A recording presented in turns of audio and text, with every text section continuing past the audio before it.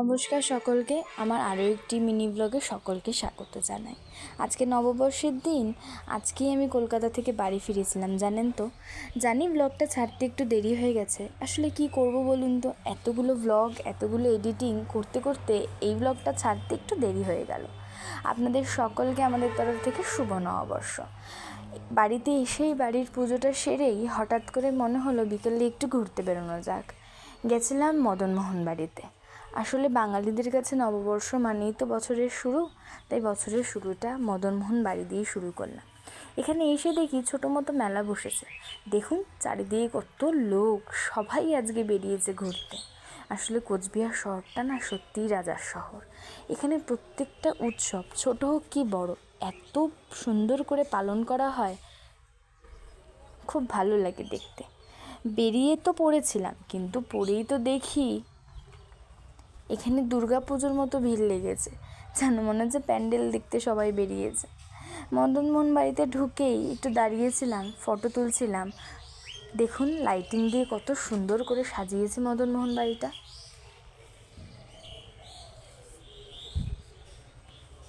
কত লোক, এখানে প্রচুর লোক এসেছিল।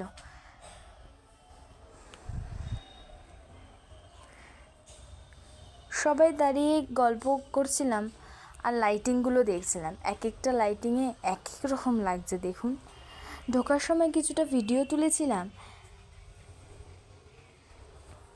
এত অপূর্ব লাগছে না চারিদিকটা।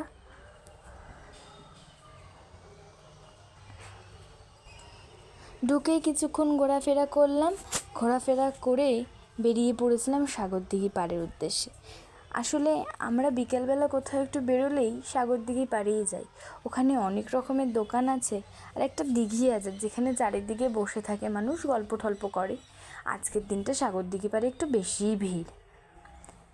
গেছিলাম একটু কিছু খাওয়া দাওয়া করতে, তারই মধ্যে চোখে পড়ে গেল ফুচকা। আর বাঙালি মানেই তো ফুচকা, ফুচকা দিয়ে না শুরু করলে হয়। ফুচকা খাওয়ার পরই আর একটু কিছু খাওয়ার জন্য এখানে বসেছিলাম। বসে সবাই মিলে গল্প করছিলাম। ততক্ষণে আমাদের খাবারটাও রেডি হচ্ছিল। তারপর ওখান থেকে বেরিয়ে চলে গেছিলাম মামা বাড়িতে। আসলে আমরা কোথাও যাই আর না যাই, মামা বাড়িতে যাই।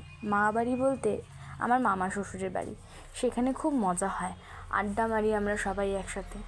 আমার ব্লগে আপনি ভাইকে তো দেখেইছেন এর আগেও। আমরা সবাই মিলেই গল্প করতে করতেই তারপরই বেরিয়ে পড়েছিলাম বাড়ির উদ্দেশ্যে। আমার এই মিনি ব্লগটা আপনাদের কেমন লাগলো অবশ্যই জানাবেন। ভালো লাগলে লাইক আর সাবস্ক্রাইব করে দেবেন।